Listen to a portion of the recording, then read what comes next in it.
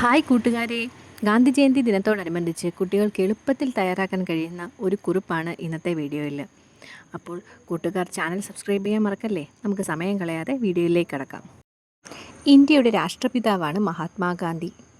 1869 October 2 ഗാന്ധിജിയുടെ ജനനം. Indian സ്വാതന്ത്ര്യ സമര പ്രസ്ഥാനത്തിന് അദ്ദേഹം നൽകിയ സംഭാവനകൾ വളരെ മഹത്തരമാണ്.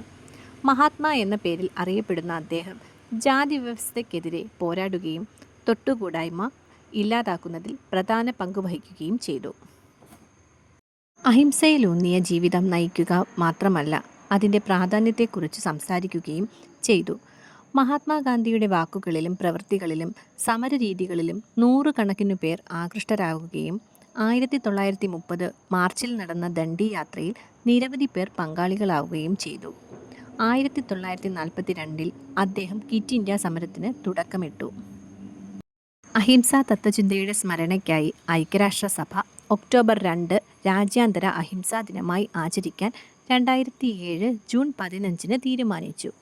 ഈ ദിവസത്തിലൂടെ അഹിംസയുടെ സന്ദേശം വിദ്യാഭ്യാസത്തിലൂടെയും പൊതു അവബോധത്തിലൂടെയും പ്രചരിപ്പിക്കാനാണ് ശ്രമം. ഗാന്ധിജിയുടെ ജന്മദിനമായ ഒക്ടോബർ 2 ഗാന്ധി ജയന്തിയായി ഇന്ത്യയിലെ ജനങ്ങൾ ആചരിക്കുന്നു.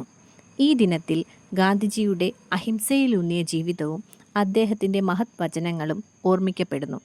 സ്കൂളുകളിൽ ഈ ദിവസം വിവിധ പരിപാടികൾ സംഘടിപ്പിക്കും. ജാതി മതഭേദമന്യേ എല്ലാവരും ഒരേ മനസ്സോടെ ഗാന്ധിജിയെ ഓർക്കുന്ന ദിനമാണ് ഗാന്ധി ജയന്തി.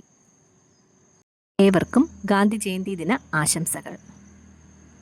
കൂട്ടുകാർക്ക് ഈ വീഡിയോ പ്രയോജനപ്പെട്ട് കാണും എന്ന് കരുതുന്നു.